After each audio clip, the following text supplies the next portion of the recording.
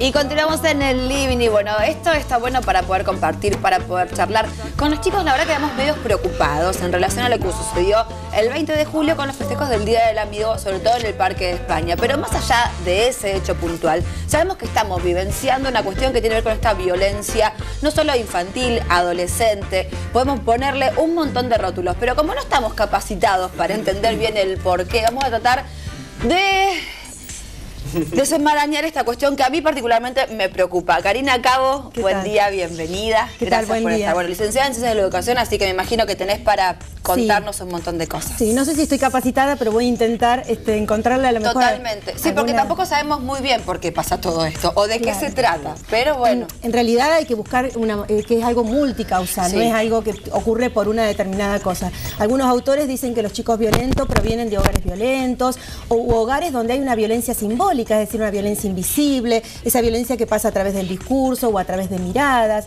o también chicos que tienen frustraciones, que tienen que ver con celos, con envidia, que el otro, ¿sí? El otro en la sociedad tiene cosas que yo no tengo, sobre todo pensando que estamos en una sociedad donde valemos en cuanto tenemos. Entonces, si tengo tal zapatilla, valgo en mi curso, si tengo tal auto, valgo en la sociedad. Entonces, esto también hace que condicione también hechos de violencia. Porque si vos lees algunos autores que hablan de la India, donde hay clases sociales muy fuertes y muy diferenciadas, nadie intenta llegar a otra clase social y por eso no hay hechos de violencia, porque en realidad esto que yo quiero tener lo que tiene el otro porque pertenecemos a una clase social en función de los bienes materiales. Claro. Entonces esto ha cambiado mucho a partir de la década del 70, con la globalización, con la posmodernidad, lo que llamamos los de filosofía, pero bueno, es una de las tantas razones que ayudó también. Y también que antes, en el psicoanálisis sobre todo, comenzó a hablar de la adolescencia como un hecho y como una etapa que había que pasarla, la edad del pavo. Y hoy los autores hablan de las adolescencias, es decir, que no es lo mismo la adolescencia en un sector social que en otro sector social, en una ciudad que... La palabra adolecer es tan terrible y uno lo toma tan livianamente, porque es un cambio, es un crecimiento, es un dolor, que después depende de cada uno cómo lo topa o lo puede transformar, si para bien o para mal. Y evidentemente algo está fallando porque se está yendo todo para el otro lado, creo yo. Sí, además el acompañamiento de los padres, porque muchas veces los papás pretendemos que en la escuela hagan todo por nuestro hijo. Y nosotros estamos 20 horas con nuestro hijo, no hacemos nada, entonces lo que podemos hacer es controlar las pantallas, los distintos dispositivos que tienen los chicos, la computadora, internet, el televisor, qué miran, qué escriben en las redes sociales, qué hacen, porque esto muchas veces, estos hechos violentos también son previsibles desde las redes sociales, sobre todo Facebook, Twitter. Entonces los papás podemos estar presentes en eso a través del control y del acompañamiento. Y hay algo que yo siempre digo que me parece que es la empatía. Yo puedo hacer al otro, tengo que hacerlo sentir qué le sucede a aquel otro que ha sido violentado, que ha sido víctima. Esto de ponete en el lugar de... Claro. Lo podemos hacer en la escuela, lo podemos hacer en casa. Ponete en el lugar del chico que 10 personas le patearon la cabeza. Entonces, a partir de ahí puedo hacerle tomar conciencia del sufrimiento del otro. Porque si me pongo en el lugar del mejor para con el peor, siempre voy a decir, matalo si vos querés lo que tiene el otro, si vos sos mejor. Y muchas veces desde los hogares fomentamos esto, ¿sí? Sobre todo a veces lo vemos en los equipos de fútbol donde aparece bien graficado. Matalo, golpealo, vos sos mejor, vos podés.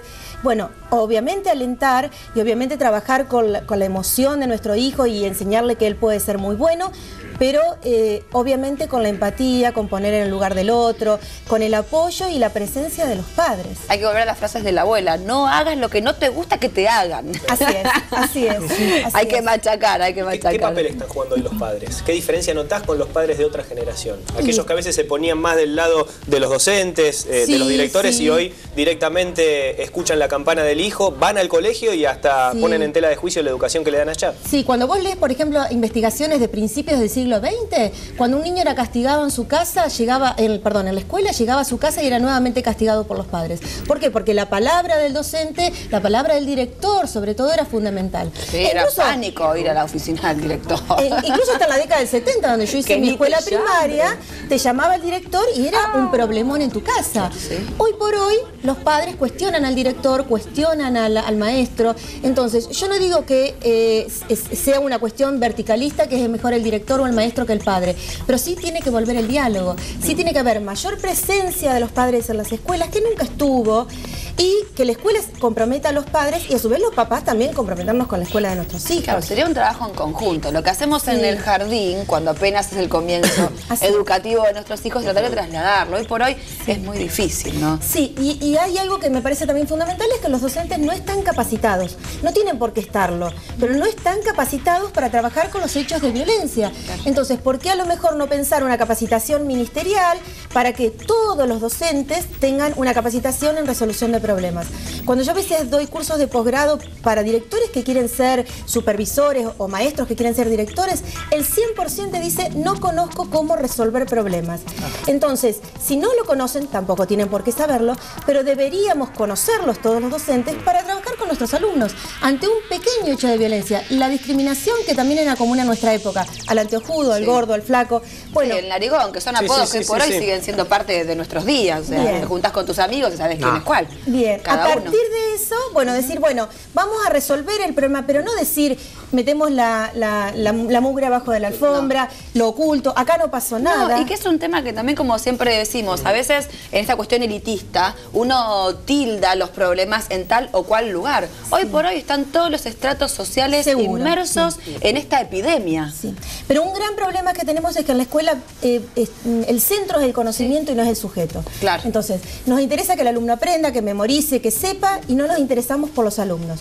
Entiendo que también los docentes tienen 400 alumnos, que recorren 5 escuelas. Sí, superpoblación, pasa de todo. Es decir, habría que rever ministerialmente cómo un docente puede quedarse en una escuela con varios grupos, cómo pueden trabajar los tutores, que hay tutores, hay ronda de palabras, es decir, hay proyectos ministeriales, pero no alcanzan. No alcanzan porque se ven en los hechos que no alcanzan, obviamente. Sí, me quedó picando lo que dijiste de las redes sociales, que los padres tienen que tener un cierto control en el Facebook, en el Twitter del chico. ¿De qué manera se puede hacer? Porque muchos actos premeditados se organizan en las redes sociales. De hecho, las reuniones que se dan en los parques que terminan en violencia forman parte de una organización previa, ¿no? Sí, ¿Cómo hacer para que el chico no se sienta invadido? Bueno, primero y principal el diálogo, pero el diálogo no puede comenzar a los 13, a los 14 años. El diálogo tiene que empezar a los 4 años o a los 2 años con nuestro hijo. Generarle cierta confianza para que nuestro hijo pueda confiar en nosotros. Y a los 13, a los 14, seguir con ese diálogo. Y bueno, y si no estuvo el diálogo, a partir del control de la computadora.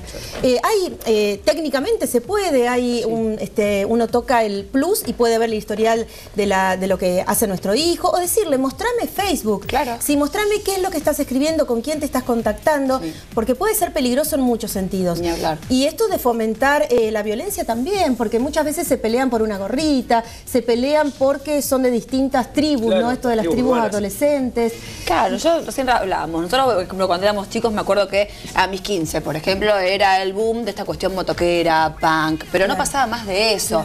O después, si en el mismo grupo había diferentes formas de manejarse, quedaba en eso, o sea, bueno, está bien, a ella le gusta esto, está perfecto, pero se respetaba, no había esta confrontación de que porque vos sos distinto te tengo que agarrar y moler a palos. O sea, me parece